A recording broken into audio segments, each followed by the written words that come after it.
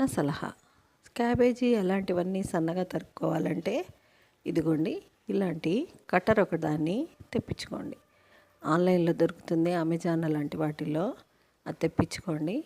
ఇగో ఇలాగా కొంచెం పెద్ద ముక్కలు చేసి అందులో వేసి తాడు పట్టుకు లాగితే చచ్చినట్టు చిన్న చిన్న ముక్కలు అయిపోతాయి. మీకు ఏ సైజులో కావాలంటే ఆ సైజులో అవుతాయి. ఎంత పెద్ద దుంప అయినా సరే దాన్ని ముక్కలు ముక్కల కింద చేసేయచ్చు. చాలా బాగా ఫైన్గా అయిపోతుంది అనమాట. ఒక్క క్యాబేజీనే కాదండి, టమాటా, ఉల్లిపాయ, పచ్చిమిరపకాయలు, అల్లం, ఇంకా కొత్తిమీర ఇలాంటివన్నీ కూడా మనం రోట్లో దంచినట్టుగా చక్కగా చేసేసుకోవచ్చు. చాలా సులభంగా కూడా అయిపోతుంది. చూసారా ఎంత చక్కగా అయిపోయిందో. మీకు ఈ చిట్కా కనుక నచ్చినట్టయితే ఒక లైక్ చేయండి. మీ ఇంట్లో ఉంటే కనుక వాడడం మొదలెట్టండి. సబ్స్క్రైబ్ చేసుకోవడం మాత్రం మర్చిపోకండి. ఉంటాను.